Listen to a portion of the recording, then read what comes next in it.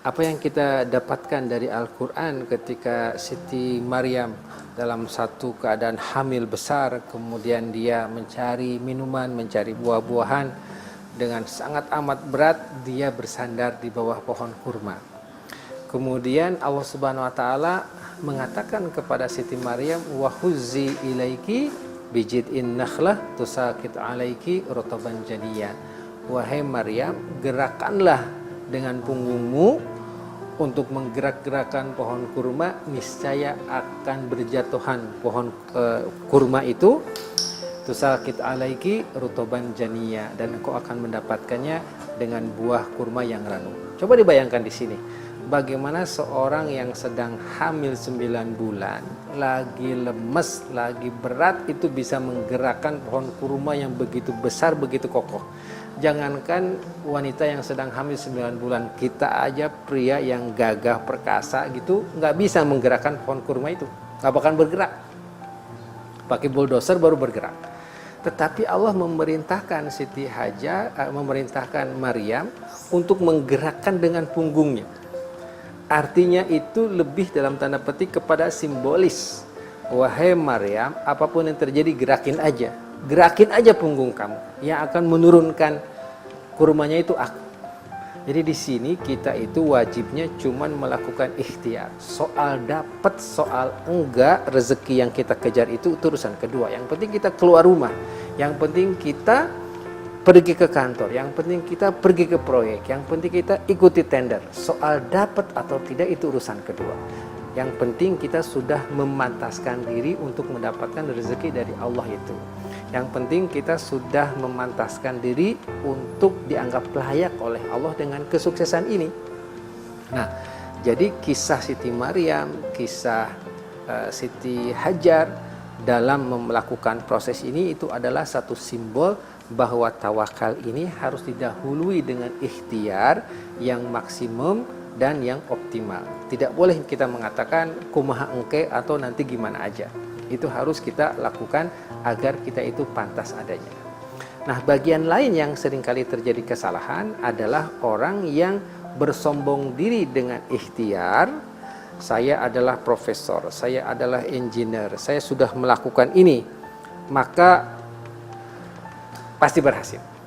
Nah, ini adalah satu kesombongan yang pernah terjadi juga dengan yang membuat Titanic, the unsinkable ship. Katanya ini adalah satu perahu, satu kapal yang tidak mungkin tenggelam. Bahkan Tuhan pun tidak sanggup untuk menenggelamkan kapal ini.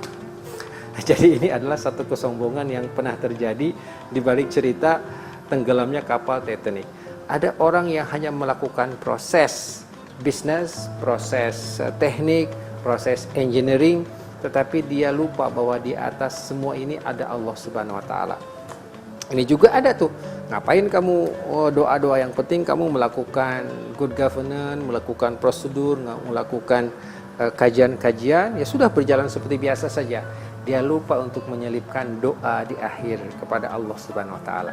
Jadi yang cantik itu adalah bukan kita itu jabariyah, mengatakan semuanya sudah diatur sama Allah Subhanahu wa taala, kita diem aja, itu juga salah.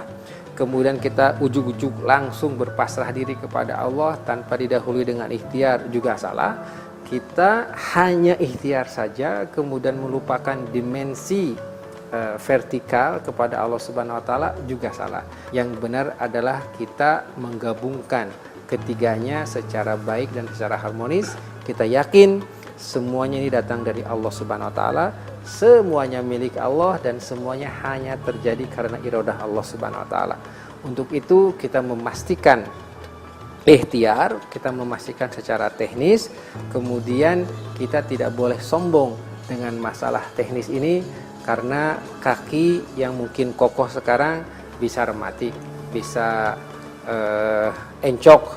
Kemudian pikiran engineer kita yang dikatakan tajam, analisanya luar biasa, kita bisa lupa, kita bisa ngantuk, kita bisa lelah.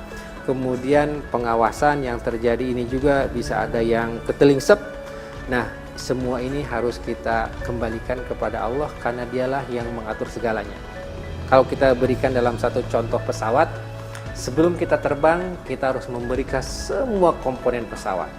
komputernya, afturnya, pramugarinya, makanannya, bannya, rodanya, sayapnya, kita pastikan semua persiapan terbang itu sudah paripurna. Ketika kita akan take off, bismillahi tawakkalna 'alallah, ya Allah, sekarang setelah saya periksa semua kapal ini, saya bertawakal kepada Engkau. Kenapa? Karena yang bisa mengatur angin itu hanya Allah Subhanahu wa taala. Karena yang bisa mengatur kerumpulan awan itu hanya Allah Subhanahu wa taala. Karena yang bisa mengatur di mana jatuhnya petir itu hanya Allah Subhanahu wa taala. Karena yang bisa mengatur badai dan topan itu hanya Allah Subhanahu wa taala. Nah, tetapi sebelum kita sampai di titik itu, kita pastikan afturnya ada. Kita pastikan makanan untuk penumpang itu cukup, dan kita pastikan komputer itu bisa berjalan dengan baik sehingga radar bisa memberitahu kepada kita bagaimana perkembangan cuaca. Jadi antara ikhtiar, antara tawakal dengan doa itu harus menjadi sesuatu yang padu.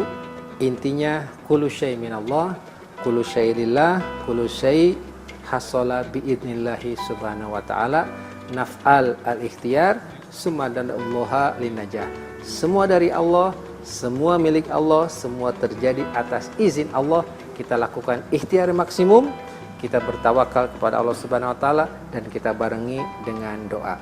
Mudah-mudahan ini bisa menjadi satu pencerahan dan pembangkit semangat bagi kita semua. Kita harus memataskan diri, kita harus berikhtiar, kita harus bertawakal, dan kita bertawakal dengan ikhtiar yang maksimum dan ditutup dengan doa insya Allah. Bila itu hidayah, assalamualaikum warahmatullahi wabarakatuh.